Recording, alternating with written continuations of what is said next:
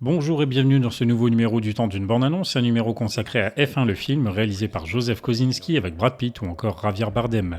Sonny Hayes était le prodige de la F1 des années 90 jusqu'à un terrible accident. 30 ans plus tard, devenu un pilote indépendant, il est contacté par Ruben Cervantes, patron d'une écurie en faillite, qui le convainc de revenir pour sauver l'équipe et prouver qu'il est toujours le meilleur.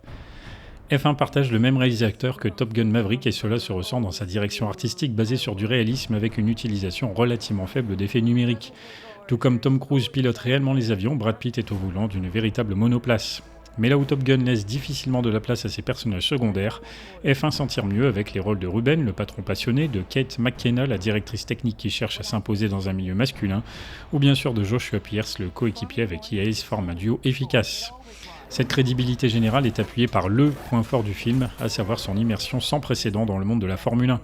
On côtoie en permanence les vraies écuries, Ferrari, Red Bull, McLaren, les vrais pilotes, Verstappen, Leclerc, Hamilton, les circuits, Silverstone, Suzuka, Spa-Francorchamps.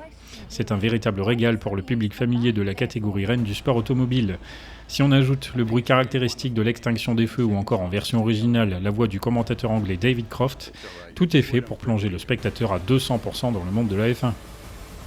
Mais le mieux est l'ennemi du bien, tout d'abord parce que l'habillage musical trop manifeste casse l'immersion recherchée. On aurait pu, voire dû, avoir plus de séquences dans lesquelles on aurait entendu uniquement les bruits sur la piste par exemple. Dans le même ordre d'idée, la voix du commentateur est également trop présente et donne plutôt l'impression d'être seulement à la télévision et non pas au cinéma. Pire encore, c'est comment la narration joue avec les règles de la F1. Durant le Grand Prix de Silverstone, que Sonny Hayes provoque volontairement l'entrée de la voiture de sécurité à plusieurs reprises, donne l'impression que la Formule 1 n'est qu'une immense cour de récréation pour de grands enfants. Les pénalités reçues pour ces comportements tout simplement illégaux et antisportifs sont à peine mentionnées.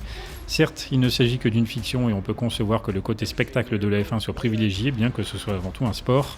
Mais d'une, le sport en général est capable de dramaturgie sans avoir à en rajouter, et de deux, cela donne une bien mauvaise image de la discipline pour un film qui fait tout pour la mettre en valeur. Étonnant. Dommage pour ce manque de cohérence globale, même si cela n'empêche pas F1 d'être un film agréable à suivre, d'autant plus si vous êtes familier avec ce milieu. Merci de m'avoir écouté et n'oubliez pas, le temps d'une bande-annonce reviendra.